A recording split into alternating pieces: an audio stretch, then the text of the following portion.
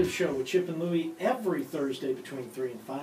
Man, we've got clear skies, 64 degrees. What a lovely Thursday. And we're talking about myths of the car business. Myths, or some people call them scams. You look at some of this website stuff, it's pretty bad. Yeah. Scamming people. So we want to talk about that.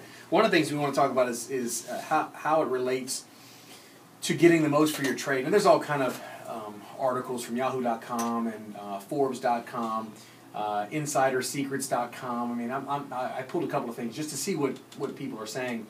One of the things that they mention is, before I get started, I want to mention the website. If you're joining us now, theautoschool.com, we normally talk about that. Go to that website, theautoschool.com. All the information about car buying is there, from credit to hybrids and fuel economy, and all the manufacturers are listed in information about them and rebates and how to buy a car and all kinds of stuff, so make sure you do that.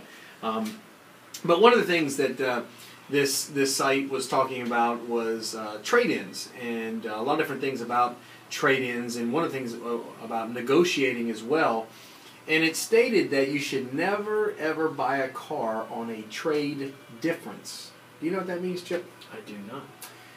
That means, which is really weird, because there are several methods that you can negotiate in a car deal. Most dealers use what's called either a 4-square or a 3-square, and all that basically means is they put all the items on a piece of paper and they break them out in segments. Here's the price of the car, here's the trade-in, here's the down payment that the bank may request, and here's your monthly investment. Okay, so, and then from there you negotiate the deal in terms of what you appreciate, like, don't like, or whatever the case may be.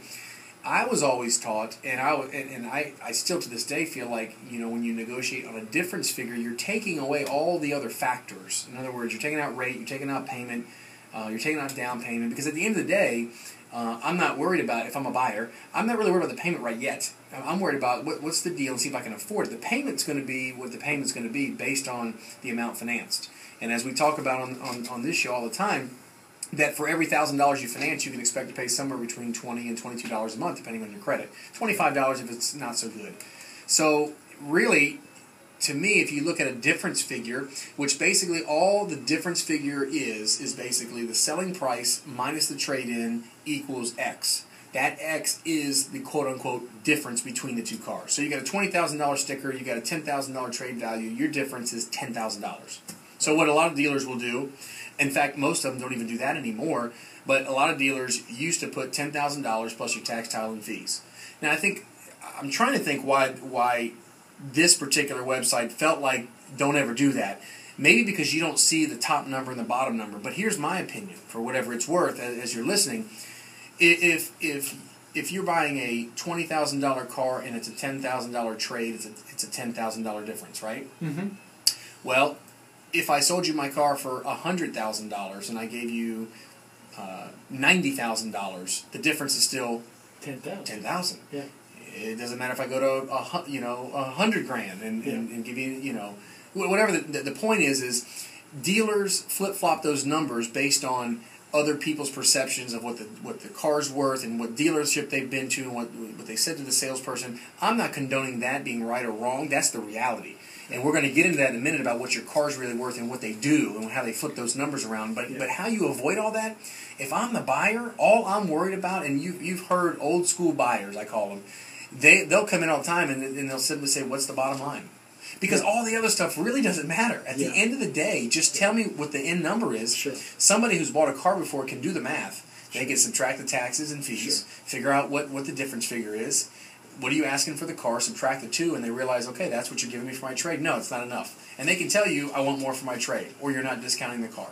So again, one of the things they'll tell you is do not negotiate a price difference. I'm going to tell you, my opinion is, I think the difference is one of the best ways to go, because you're avoiding all the payment or interest rate or down payment, and all those are important factors. And yes, you may be a payment buyer, and all you're focused on is, look, I can afford $300 a month, and if that's who you are, then maybe that's something you focus on. Forget the difference, let's talk about make sure I can afford it in that capacity.